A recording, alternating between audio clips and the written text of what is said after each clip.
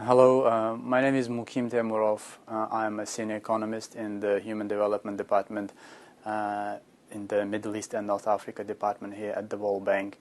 I joined this unit about 1 year ago, and I work across countries in the region. When I joined the region, of course, I was familiar about certain countries, mainly through some colleagues that I have met who come from the region, but my knowledge was relatively limited. But I did quite an intense introduction, kind of to the region when I started traveling. And I learned that the Middle East and North Africa includes a number of countries which have very rich traditions, but quite a diverse number of countries.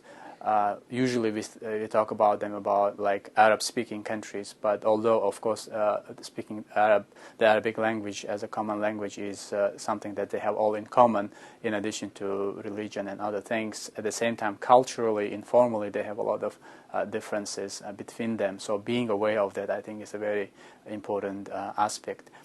For example, when I had my recent mission to travel to Algeria, I found working in Algeria very fascinating, very interesting, but at the same time it brought up the aspect of working with female counterparts as being something that we have to be aware of in terms of differences of working between countries in the region.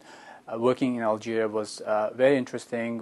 And the national team, included a number of female counterparts who were very technically competent, very interesting, and they were making a lot of useful contributions to the discussion. So in a way, we were not necessarily concentrating on gender, but we were concentrating on the technical issues, the way how things usually work.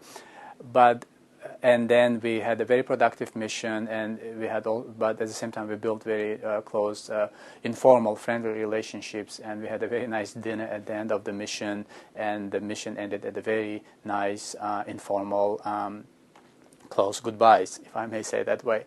At the same time, that was in a big contrast with the work that I do in the Gulf countries, where usually we work mainly with male counterparts. Because due to the traditions in the region, usually to interact with female counterparts, we do have some female team members who facilitate the process. And so of course I could not insist on meeting female counterparts. We did have interactions by email, sometimes over the phone, to make sure that their concerns are heard. But as a team leader, for me, it was relatively difficult not to be able to have face-to-face interaction, but at the same time to be aware of the fact that it's part of the tradition, part of the culture to work this way was very important, and I think this awareness usually helps for anyone who works in that region.